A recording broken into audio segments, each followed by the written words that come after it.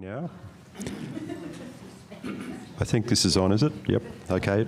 Hi, my name is Michael Duffy. Welcome to this session of the Bad Writers Festival on the crimes of religion. I'd like to acknowledge the Gadigal people of the Eora Nation and the traditional owners of the land and pay respect to their elders, past and present. Just a few brief housekeeping announcements. Please mute your mobile phones, don't record the session. If you're taking photos, could you turn off your flash? But feel free to take photos, and can you share them on social media @ or #BadCrimeSydney. And as some of you might have heard, Bad is trialling this year not having questions at the end of the session, so we'll go up to the end of the hour.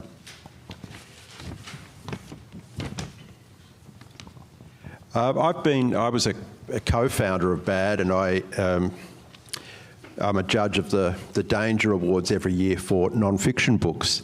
So I've read a lot of non-fiction books, a lot of true crime books over the last couple of years, and I'd have to say that these are two of the most extraordinary.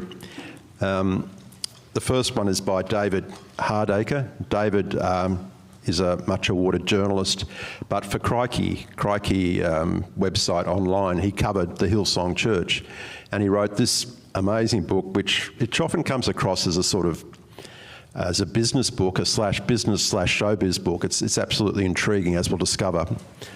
And Manne's book, Crimes of the Cross.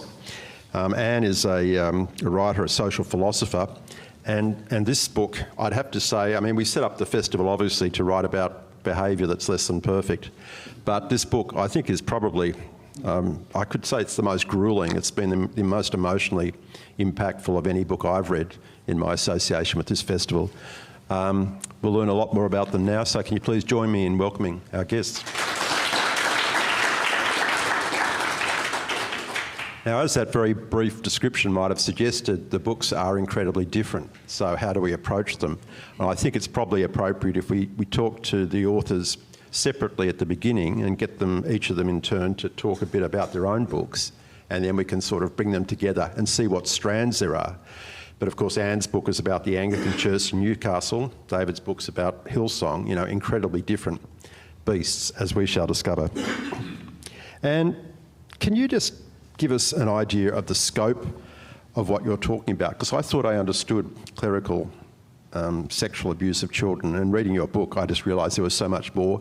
Just to set the frame of the picture for us, if you could just give us an idea of what period we're talking about, roughly how many people were involved. Well, the book really covers from about the 1960s to the present. And it's a story about, I think, two really key pedophiles who trained at St John's College, Morpeth during the 1960s, Peter Rushton and Graham Lawrence. Very powerful, very charismatic, brilliant networkers, people who were able to draw others into their influence and who really became powerhouses within the Diocese of Newcastle. Graham Lawrence went to the Riverina first and began offending in Griffith, which later brought him undone. But Peter Rushton went to Cessnock, Wallsend, and he was offending almost immediately too. But what was striking about the Newcastle case, which I think is different from the ones that most people know about in the Catholics, was a very clear network, so that where people who were in a position of power knew that others were offending, not only was nothing done about it, but others were brought in and even recruited. There were occasions where there were multiple perpetrators when underage, it was mainly boys, it was mainly same-sex, not exclusively, predation. And where this extraordinary culture of a subterranean sexual predation got going, and where particularly, for example, Graham Lawrence would bring in cronies of his, people who were under his influence, and then, of course, nothing could be done. It was a story of extremely weak bishops for a long time. But the first bishop, over the time that I tell the story of Steve Smith, who's sitting in the audience, who's one of the bravest survivors you'd ever come across, and I tell the story. He's the central thread throughout the whole book. But he was abused by a priest called George Parker from 1971 to 75. And it was striking that boys tended to be abused for a longer period of time. They were less under the governance of parents, because if the parents thought that it was good for a boy to go and help out at the rectory, then they would go and they could be abused, as Steve was. They were altar boys, and they had these abusing priests had ready access to them. But at that time, the bishop was Bishop Sheville, and he was outed by the Royal Commission as an abuser himself. Can I just ask you, though, before we even get into that level of detail, because I do want to talk about the bishops and the victims, what sort of numbers are we talking about, just very roughly? How many victims, roughly? How many perpetrators? And there was a lot, weren't there? Yeah. So there are at the very least 30 perpetrators and hundreds of victims, hundreds and hundreds, because Peter Rushton himself was thought to have abused, and many people, of course, came forward about it, but he abused hundreds of children. Yeah.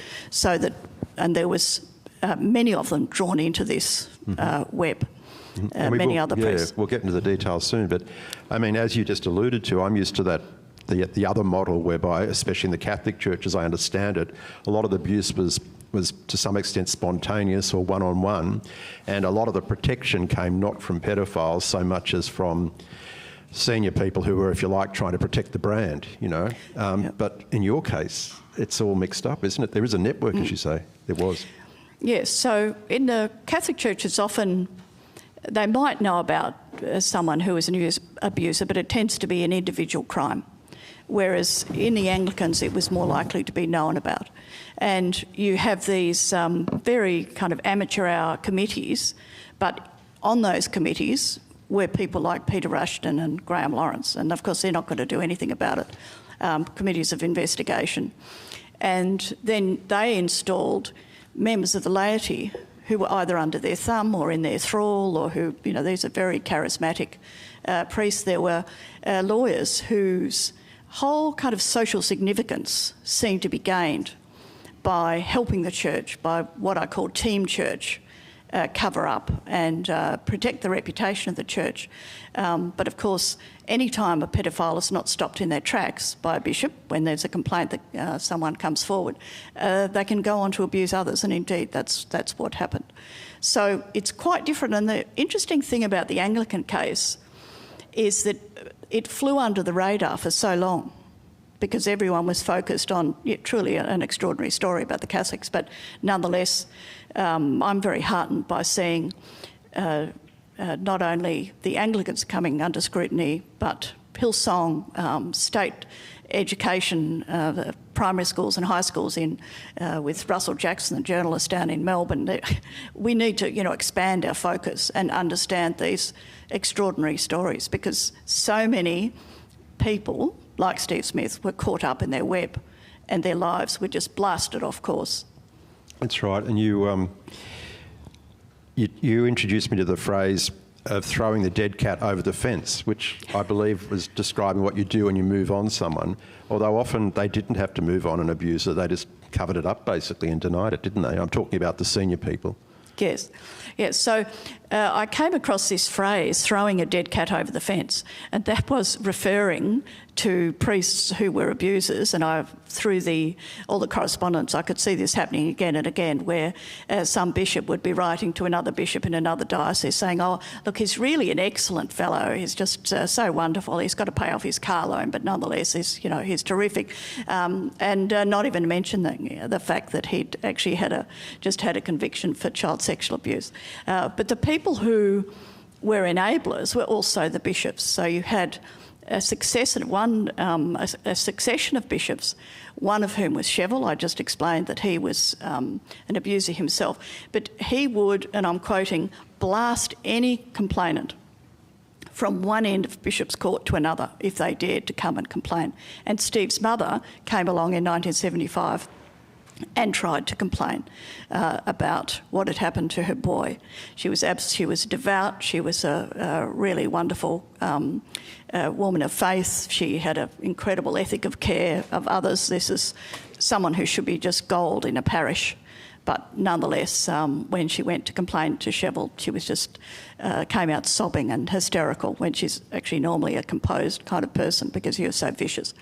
And then there was Bishop Holland and Hurft, both of whom were very weak bishops. And so, to give you an example, no less than 7 people tried to complain about Peter Rushton abusing the 5-year-old son of the assistant priest to Rushton.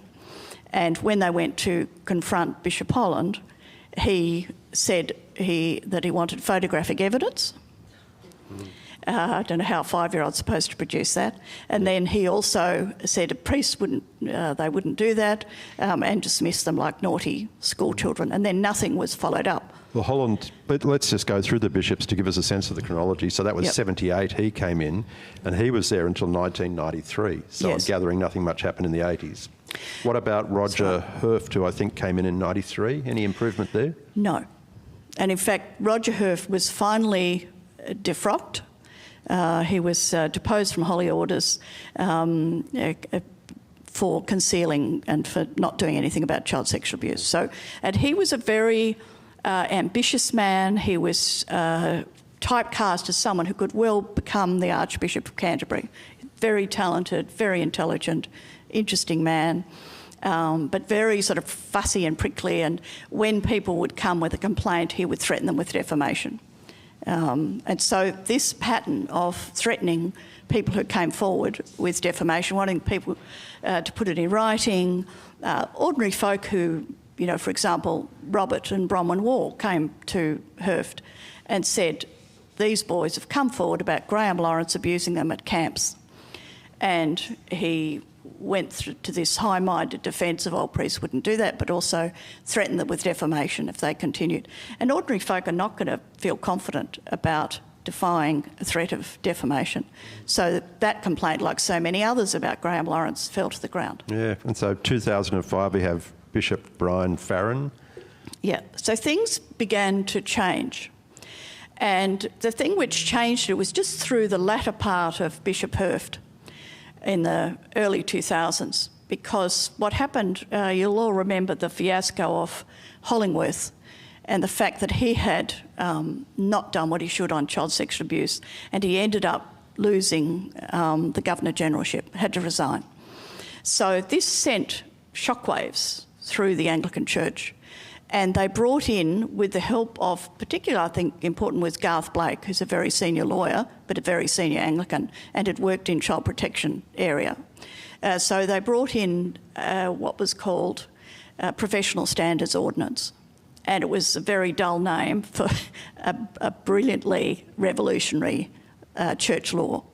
And what it did was it took away from the church hierarchy all the decisions about sexual misconduct and placed it away from the amateur hour committees, which were just do nothing, rubber stamp, you know, they weren't doing anything, to a professional standards director who investigated, a committee and a board, all separate from the bishop. So under Bishop Brian Farron, he was unable to do anything other than respect the separation of powers. And that meant for the first time, you started to have action. But here's the interesting bit. During the period of these passive, do-nothing, dithering, ineffectual bishops, there was no uproar, no public uproar in Newcastle, even though there were complaints and people who came forward. Now, when they started to do something, and they outed, for example, Peter Rushton in a press release in 2010, as a serial abuser, the most shocking kind of boys, over many, many decades. When that happened, all of a sudden, that's when the shit hit the fan, and the whole town began to erupt. When Graham Lawrence, in 2009, there was a great battle in the diocese, and he finally took it to the Supreme Court, but he was recommended to be defrocked. And again, the city was divided. This is a crucial thing I think people need to understand. Pedophiles don't simply target the child. They target the people around the child. And so these pedophiles, Rushton, Lawrence, but George Parker too, the one who abused Steve for so many horrible years, they target the people around that child and they build up trust. They build up what's called the halo effect. They build up a sense that this person is beyond reproach. And so when accusations are made, then the parishioners, the people in the city, people who are supporting them, refuse to believe it and back that priest. This is a very difficult question, but you talked about hundreds of victims. What did their parents believe or do? I mean, what sort of response did these kids get when they told their parents, if they told their parents? Did they tell their parents all the time? Well, some would take. It took on average about 29 years for people to disclose in the Anglican Church.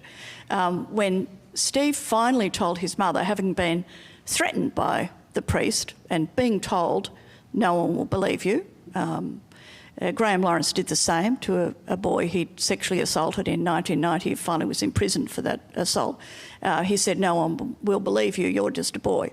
So the priests who were predators used that kind of logic on the child all the time. When Steve told his mother, however, she responded incredibly well. So it actually varies a lot. I don't believe that parents can necessarily detect what is happening because the pedophile is so good at placing the shame within the victim. And so they are hiding it. They are keeping it a secret. Nor was it a time in Newcastle in the 1970s where same-sex relationships would have been against the law in New South Wales. So that was secret, and so it became oh so easy for pedophiles to make their victims keep it a secret as well. But there was often threats. There's all sorts of ways of making children keep stum about it. Did you come across anything about complaints that might have been made to either the police or indeed the media up there and how they fared? Yeah, well, with Steve, he came forward in 2001, having given up for a time. I have to just say, this is particularly extraordinary. When he decided, he got up enough courage to make a complaint to the church, it was through the 90s, and all these cases about Catholics were going on. So he thought, all right, I'm going to give this a crack. So he contacted the Anglican helpline. But who should answer it but the pedophile Graham Lawrence? So that was 1996, and he did it again in 1999, and he encountered Graham Lawrence again, who was cold and haughty and lacking in empathy in the way he spoke to him. But when Steve went back to the Catholic priest at his children's school, his wife was a Catholic, so the children were attending there, the priest warned him and said, no, do not go near Graham Lawrence. So he's one of the bad ones, he said. So Steve was kind of frightened off. But then Steve finally decided to take it to the law, and he went into the Port Macquarie police station and at first had trouble even getting past the desk, because when he said, I want to report a sexual assault, the young police constable said, who?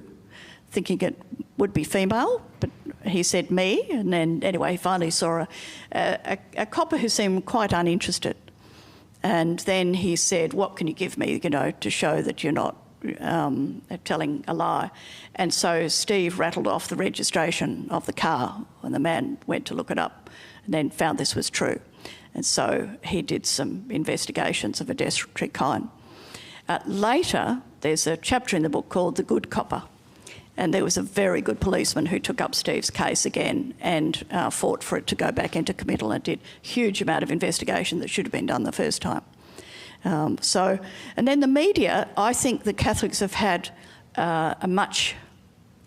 those who are struggling against child sexual abuse in the Catholic Church have had a much easier go in the media, because Steve had trouble at first interesting people. Not now, and certainly not after Graham Lawrence with Defrock, but before that, he had the most enormous power and popularity. In a way, he groomed the whole city, and he had them in the palm of his hand. I want to move on to David's book in a sec, but just one last question, and for now, when did the story start to emerge into the public sphere? I mean, was it at the time of the Royal Commission into Institutional Responses to Child Sexual Abuse, or earlier? It was earlier. It was when Brian Farron did several things. This is Bishop Farron. Michael Elliott was the first really important professional standards director of any importance, and he did a fabulous job. And he identified and empathised with survivors, and the more survivors came forward, the more they came forward, because he'd created the preconditions of caring for them and for them to feel confident. So he persuaded Bishop Farron to out Peter Rushton as a serial abuser. And there was another priest, Roger Dyer, who'd been agitating for some time because he'd hit the parish of Wallsend where Rushton had been, and all these people were coming forward and telling him that they'd been abused by Peter Rushton. So that went into the Newcastle Herald. It was a cover piece. And then, of course, all the material about Graham Lawrence. But at first, there was a lot of hostile reporting in the Newcastle Herald about the allegations about Graham Lawrence, and a lot of powerful citizens who backed Graham Lawrence could get in the paper with no trouble, criticising the processes of professional standards. Then the Royal Commission itself, it was as if the city was in uproar. It was in uproar and divided against itself for really the half a decade. From 2009 really to 2016, when the Royal Commission rolled into town. But the Royal Commission acted as if they had put the whole city on trial, and the verdict was decisive. So someone like Steve Smith was vindicated. The whistleblowers of the church, who were a minority, very brave people, they became vindicated. And those who'd backed the forces of darkness were left in there was no mistake with the Royal Commission concluding that they had behaved shockingly, and also that, and often illegally, and also that the bishops Holland and Herf, for example, and Chevel were truly shocking in their lack of duty and the lack of care of children who'd been abused. Okay, well, thanks very much. We'll come back to you later on. David, same God, very different religion. I think it's probably fair to say. That was an old religion. Yours is a very new one. Yep. It's almost like a start-up in ways. Can you just tell us... is this working? I guess it is. Hillsong, tell us about Pentecostalism and Hillsong. Well, Hillsong is a great disruptor, really, for good and for bad. So I think at the time that the Anglicans and the Catholics were the old purple religions, put it that way, groaning on, Hillsong was the new kid on the block, and it was full of razzmatazz. It was young. It overtly appealed to young people who were looking for some meaning in life, which is great, and not finding the satisfaction at the old churches. So the Houstons were. I think you mentioned at the front there. This is a part of showbiz book. It is. Brian Houston, a great, charismatic, big character. Hillsong music is famous the world over, in fact. It's what they're known for in the United States. Just really good music, and you didn't even have to be religious to like it. And so, the Hillsong, look, the inheritance of Hillsong is the great evangelical American show folk, and Brian's dad, Frank Houston, learnt at the knee of these guys to it is a theatrical religion. There's a lot of falling back. There's a lot of hands being laid on and people just falling to the floor. That's known as, I think, slain in the spirit. The idea that You accept the Spirit, into your body. You speak in tongues. So it's this visceral, unmediated almost experience, which differentiated itself from the old purple churches. But I think that the masterstroke of Hillsong and the other prosperity gospel churches is to marry up the idea of prosperity and religion, and to be both financially and spiritually enriched on the one day, and that there was nothing bad about being wealthy. In fact, being wealthy was a sign of how favoured you are by God. And so that's sort of sets up a nice virtuous circle which works really well in particularly those sort of, I'll speak of Sydney, the northwest of Sydney, where back in the in the 80s, 90s, early 2000s, these are growth areas. Families are going out there for, they're getting new cars, they're getting big homes, and there are the teenagers coming through, and they're pretty much cultural deserts out there, right? But a place like Hillsong provides a great entertainment centre. So, they're the differences in the churches. And can you tell us a bit about the detail? Roughly when did Hillsong start in northwestern Sydney, and where did it, if anywhere, where did it come from? So it started in the mid-80s out in Borkham Hills. It came from, the Houston family came from New Zealand. The evangelical influence came out of America and also out of Korea, oddly enough, South Korea, which I hadn't realised. So they are inheritors of the great names like Oral Roberts, for example. Who these larger than life characters who had direct word, the word of God. The word. Oral Roberts opened the Bible one day, read a Bible verse, and from that he decided he needed to buy an Oldsmobile and drive across the United States and convert people left, right, and centre. They probably these larger than life visions. So the whole entertainment sector, if you like, or the entertainment side of Hillsong came, I think, out of the States.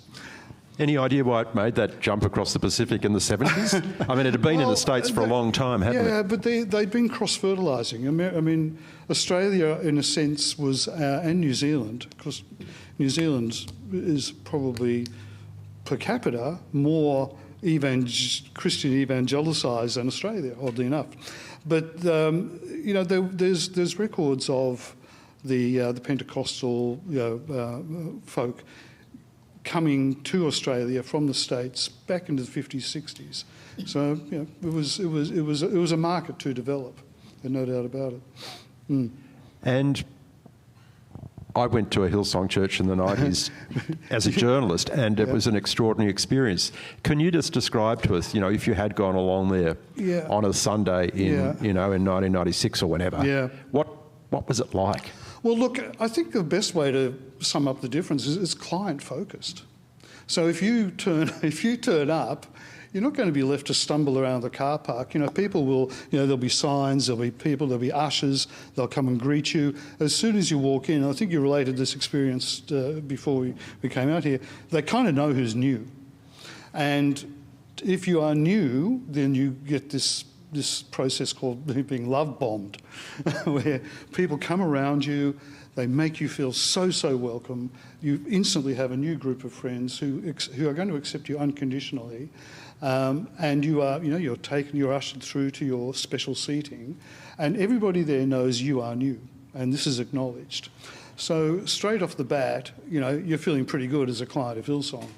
And I think the main attraction is the entertainment, interspersed with the sermon, which is more, I would say, Harold Robbins, who's the inspirational speaker, Robbins, So it's more personal development, inspirational talk, I think.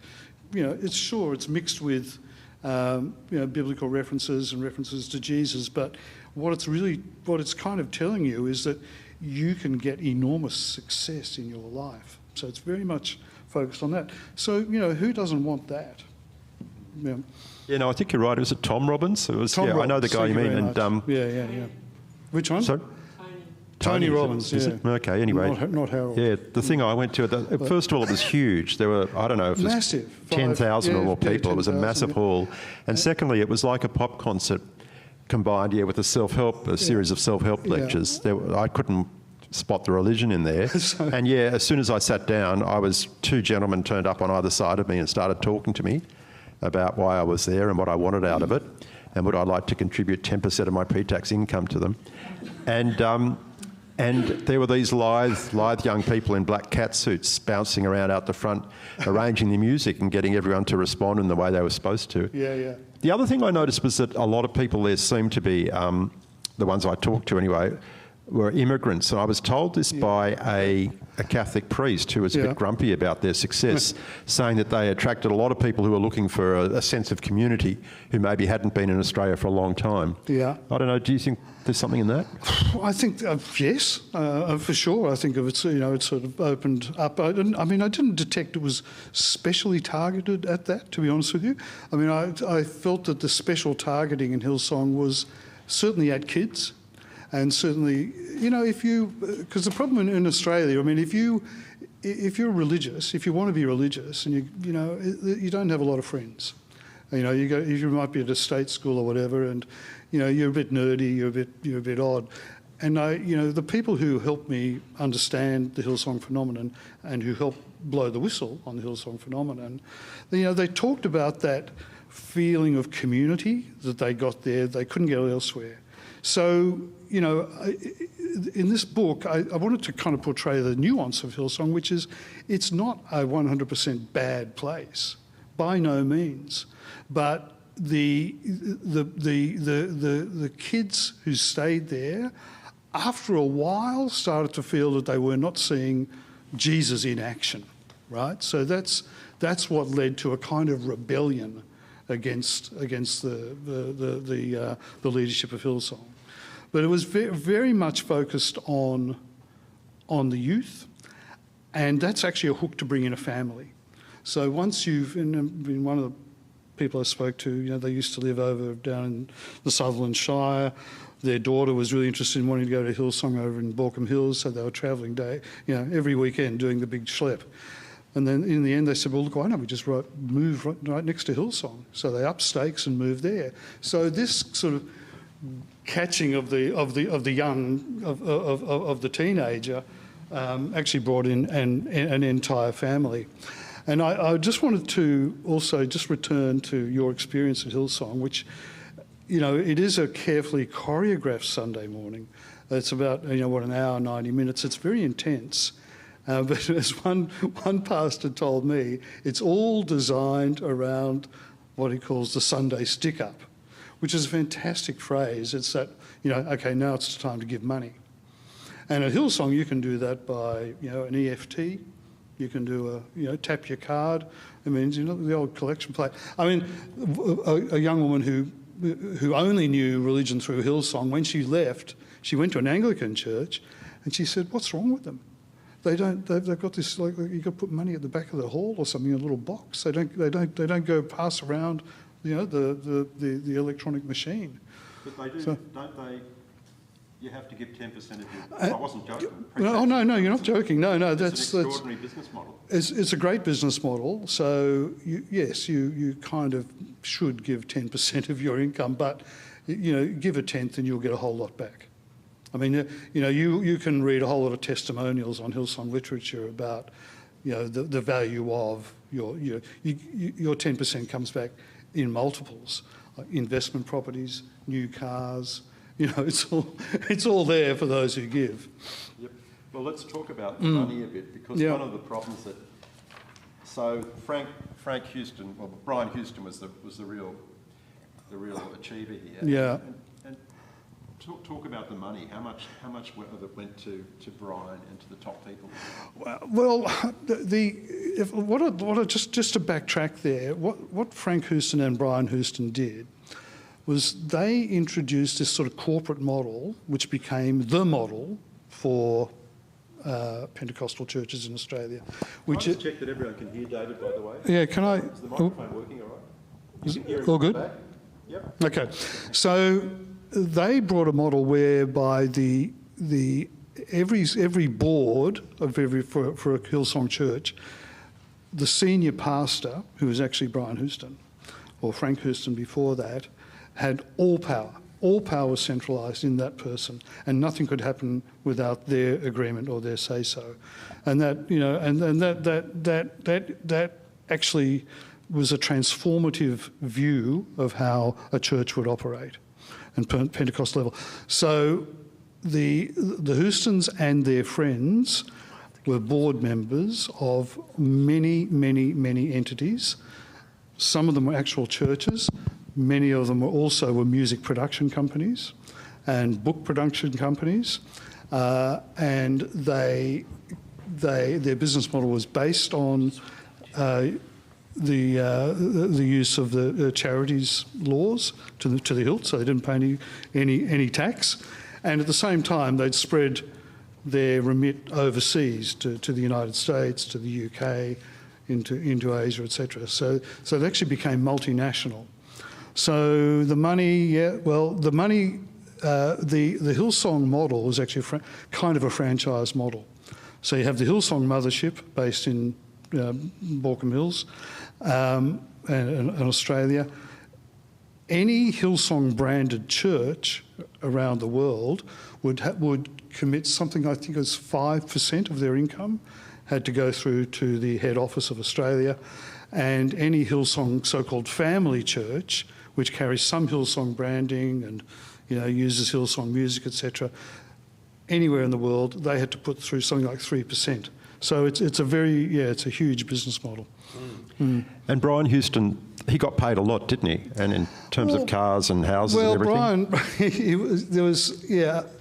Brian drove, you know, we always drove an Audi, a late model Audi. Mm. You know, they had properties in New Dural, one in Bondi, also the United States. I mean, look, I don't know the extent of Brian Houston's wealth, but millions upon millions of dollars were flowing into the church. Now, one area where Brian Houston made a great deal of money was the so-called love offering. Now, the love offering is when a pastor, Brian Houston, goes to a church in the United States, for example, gives a talk.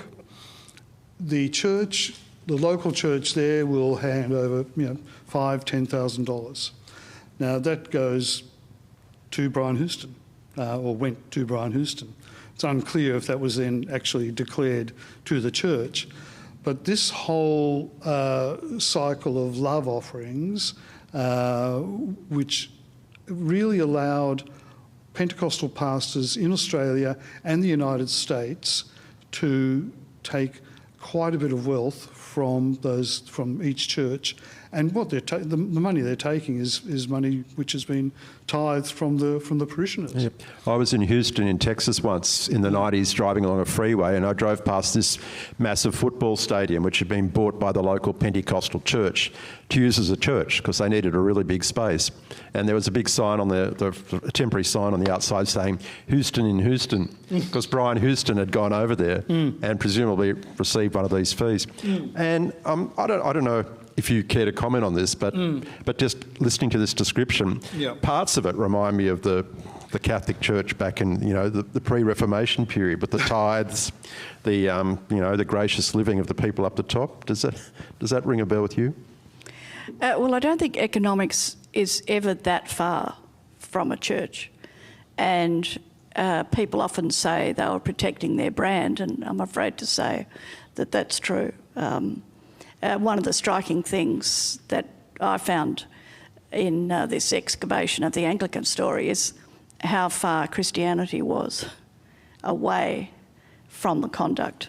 But money was there too, so that, for example, what I came to call the Moneybags Committee, which one of the lawyers, Keith Allen, was on, they determined all sorts of things to do with church property and all the rest of it. And one of the whistleblowers, John Cleary, who was a business manager, had people from that committee saying, why are we advertising for these people? Meaning, why are we advertising for survivors to come forward?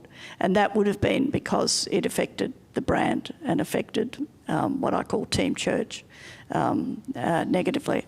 But there was also a huge furor about the sale of Bishop's Court, which was this very grand palatial type residence in Newcastle worth many millions.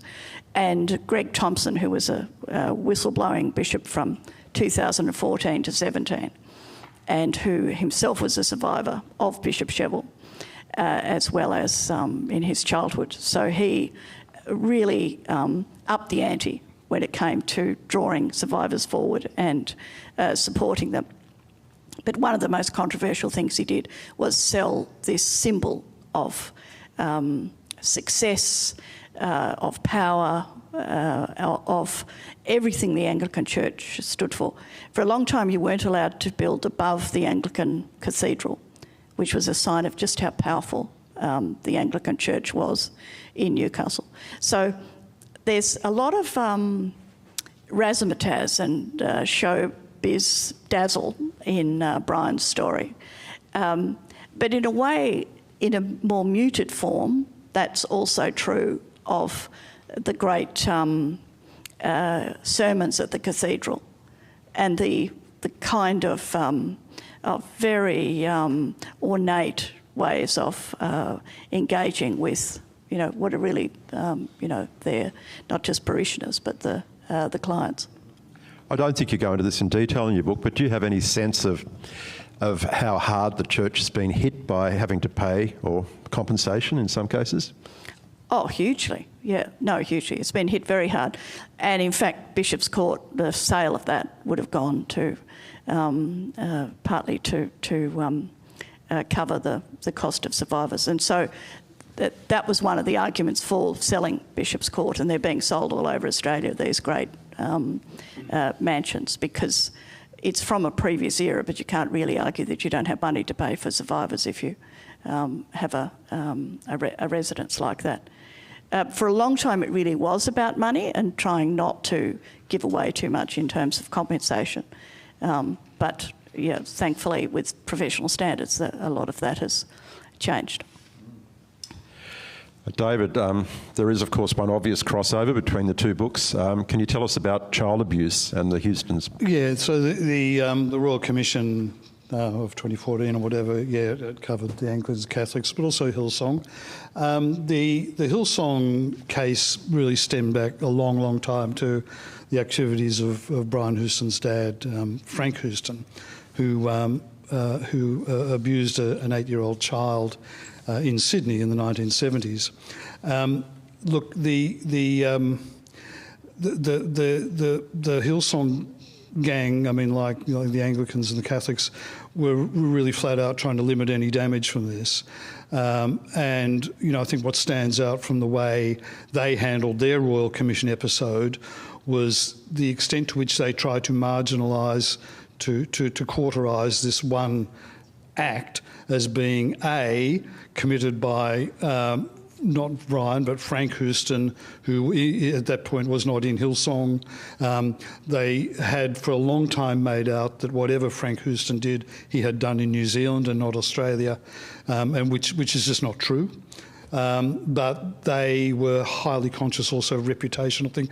I mean, you could say, there was a period from 2000, 2010 or wherever, around when it started to bubble out with the revelations which led to the Royal Commission. There was a period there where Hillsong was sort of at risk. It was a turning point period, and they pulled out all stops to keep this stuff under the radar, because this was a period of their growth. What they're selling is optimism, success.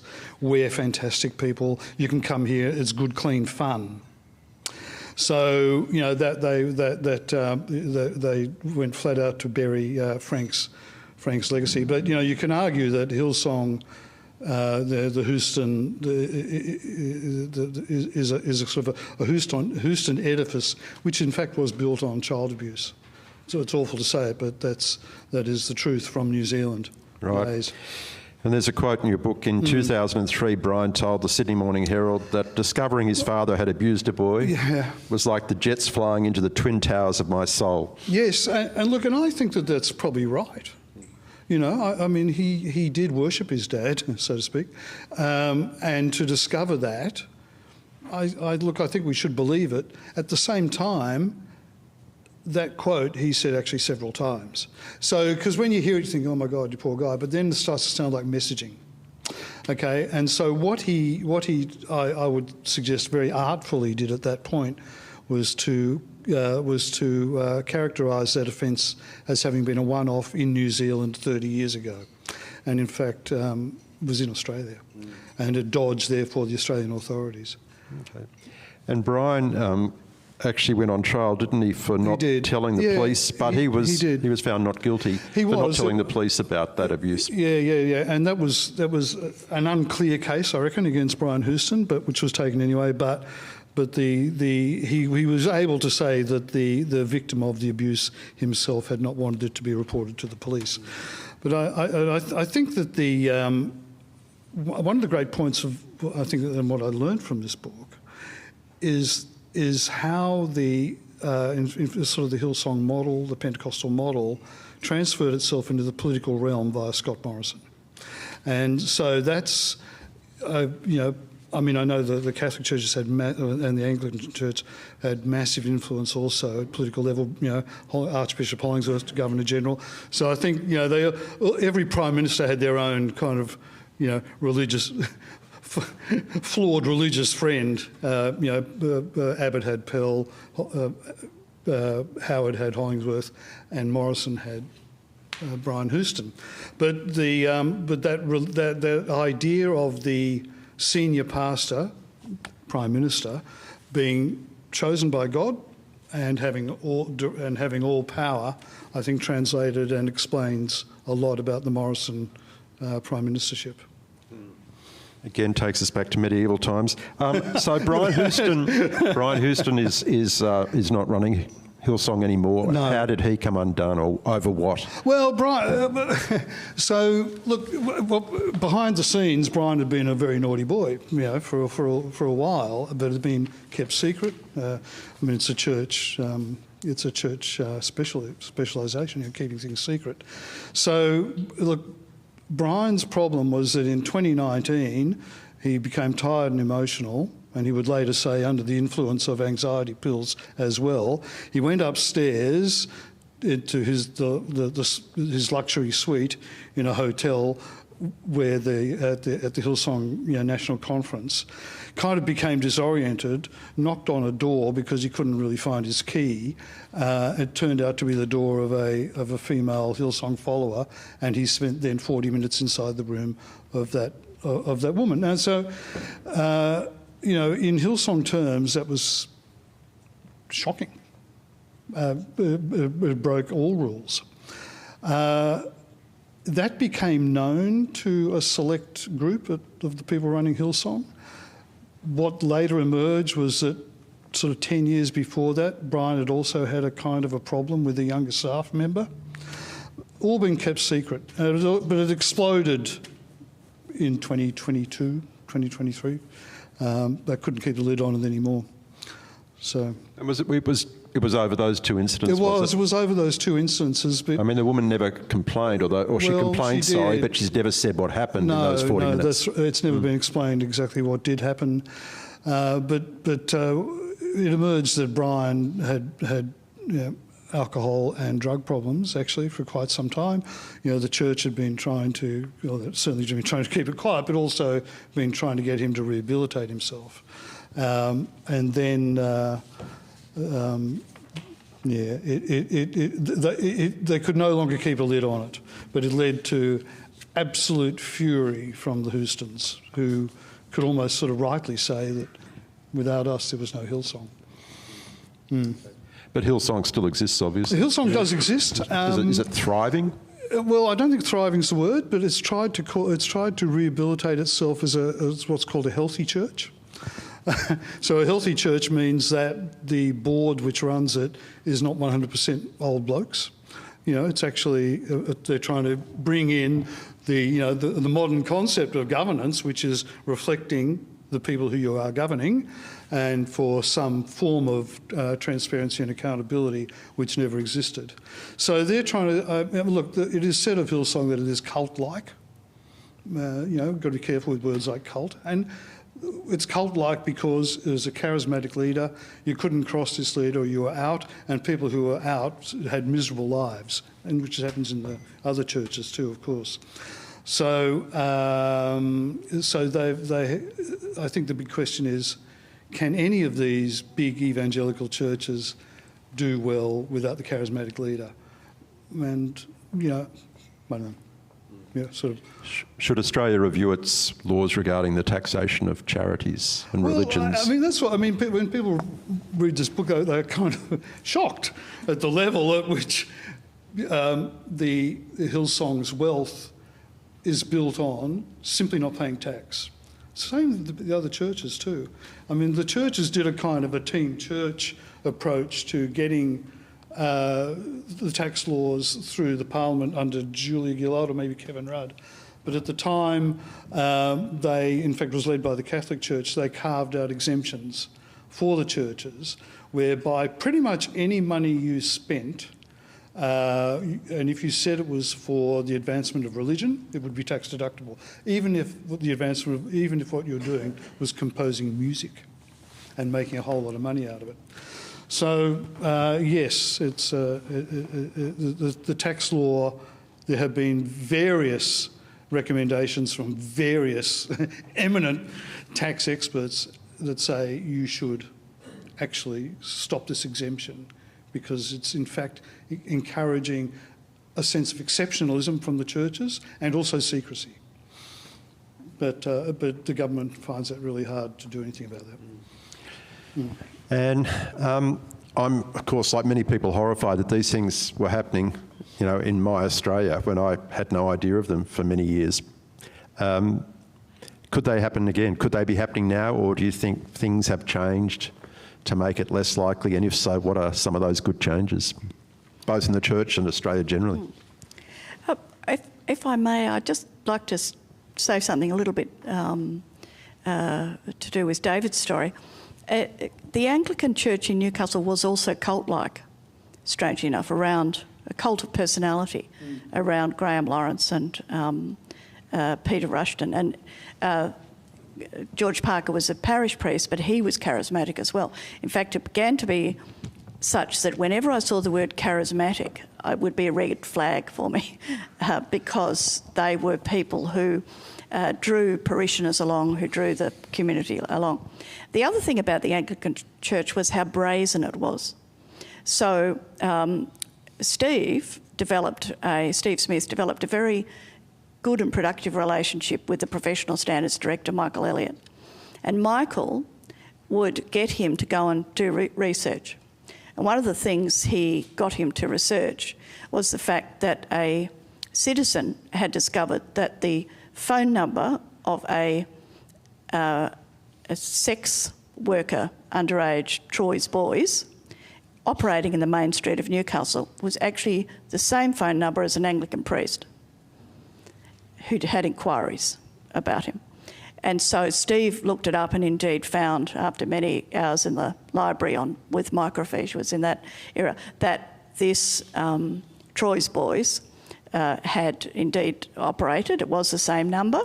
And then Bishop Holland asked him about it, and the priest denied it, said it was mischief, and so there was no more said about it. Straight afterwards, there was a new advertisement for Troy's Boys, which was moving. So you can draw your own conclusions, but that just how brazen it was. So the secrecy is there to some extent, but it was also the case that often things happened where you have to do a double take because it's so absolutely in your face. And then there was the operation all the way through of kind of boys' locker room banter about what was really serious sexual crime against children. So it might be described as the boys' crew from Cessnock, which meant Anglican priests abusing boys. It might be things went on under the railway bridge, which meant ditto. All this sort of interpretive denial. You don't deny that it's happened, but you dismiss, you minimise, you extract all meaning out of it and bleach it. And so it seems sort of sanitised and sort of harmless. To go to your question, could it happen again? Well, Steve's always maintained that we're only a bishop away from it happening again. Because if you had either the professional standard structure is a good one, but it's also capable, as it was under the kind of battering ram of public opinion, outraged public opinion, when the great hero Graham Lawrence was defrocked. Then people responded so badly, especially cathedral parishioners, and with such hostility, that the ordinance was actually changed and watered down. So a survivor like Steve would not be allowed to come in unless the perpetrator allowed them to come into the board hearing to hear the recommendation. So it can be watered down.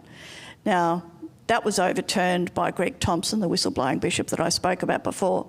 But what's to say that in another 10 years you couldn't go back? And so I think that it's there, but I also think that too many people think that child sexual abuse by clergy is over. We know it all, and we don't.